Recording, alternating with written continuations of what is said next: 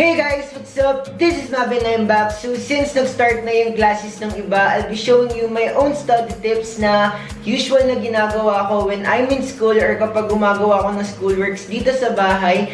And itong mga tips na to yung nakatulong sa akin para maging productive ako in a day.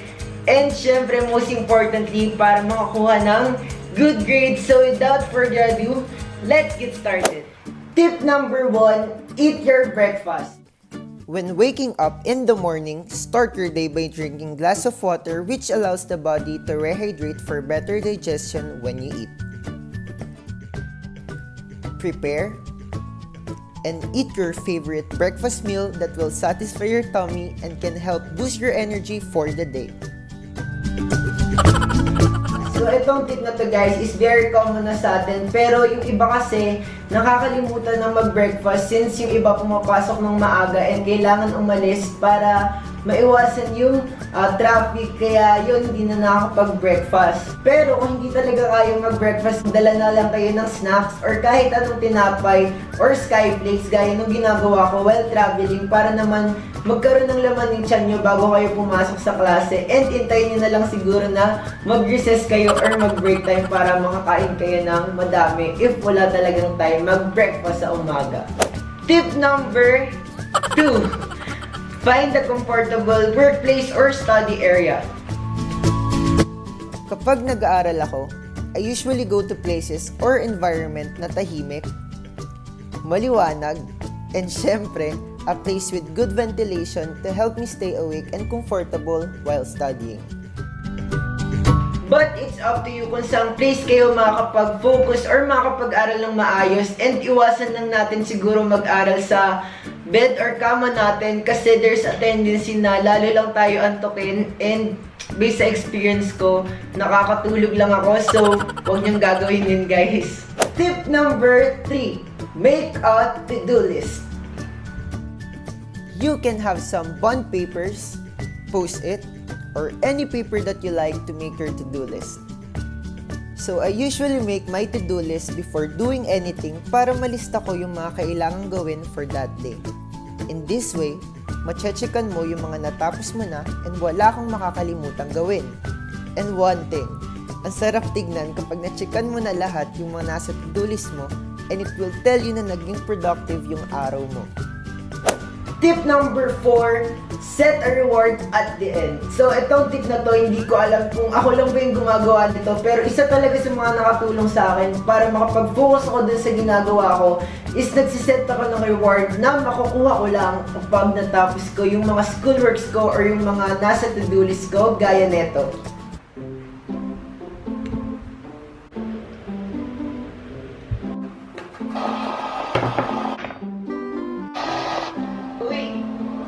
Ako? Oo, ikaw. Sino pa ba tao dyan maliban sa'yo? At saka, di ba ikaw yung may hawak na iPad? Di ba gusto mo ng Jolly Spaghetti with Chicken Joy? Siyempre naman, no? Gusto mo, libre kita, oh. Siyempre, payag ako dyan. Kung gano'n, ililibre lang kita kapag natapos mo yung mga nasa to-do list mo. Mag-focus ka na muna dyan sa ginagawa mo bago pa yung tingin-tingin ka dyan sa iPad, nag-i-imagine ka ng Chicken Joy. Mamaya niyan, ilibra kita. Sinabi mo yan ha, baka paasa ka lang. Oo naman no, ako pa. Number 5, do the easiest one first. Alam naman natin na may kasabihang time is gold, kaya usually na inuuna kong gawin yung madali para i-reserve ko yung mas maraming time dun sa mas mahirap gawin. Kasi kapag inuna mo yung mahirap, baka matagalan ka lang and there's a tendency na ma-rush mo yung easy task, kaya always remember to do the easiest one first. Tip number 6. Cancel out all distractions. So itong tip na to yung pinakamahirap gawin pero kailangan nating gawin. So yun, iwasan muna natin lahat ng distractions like social media, kung kaya lang naman, patayin nyo yung wifi ng mga gadgets nyo. Ayun, para mas makapag-focus tayo kasi kung hindi nyo gagawin na iwasan yung mga distractions like social media, ganito usually yung mangyayari sa inyo.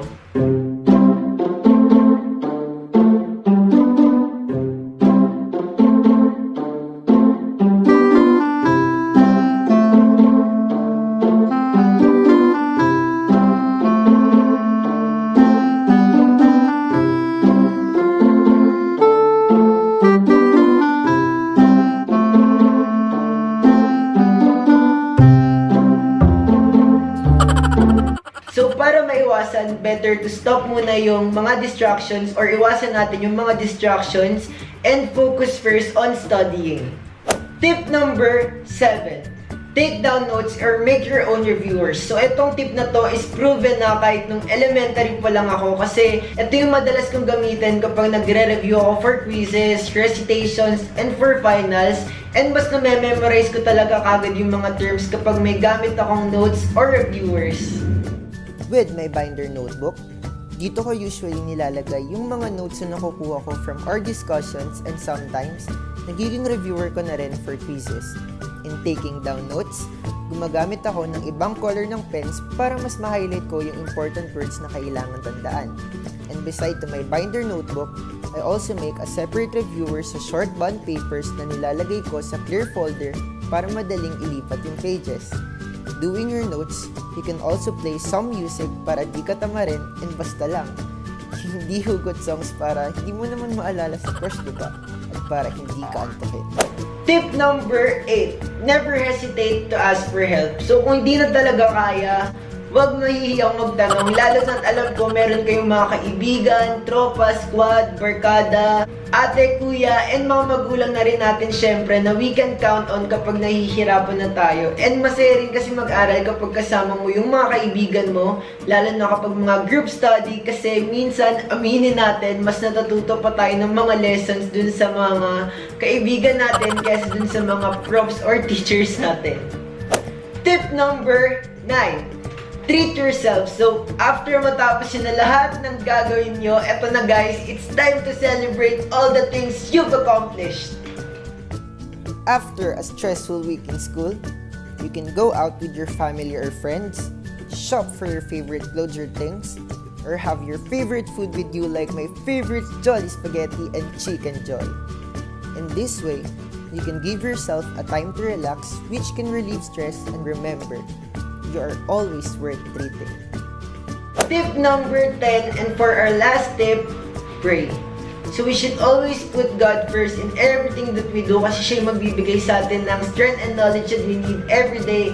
And He is the one na tutulong and mag-guide sa atin throughout the school year.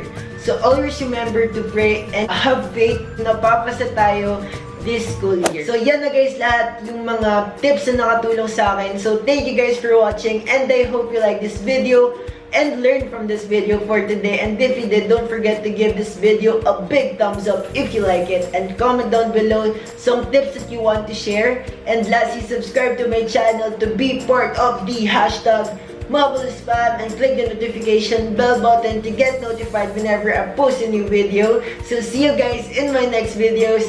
Bye guys!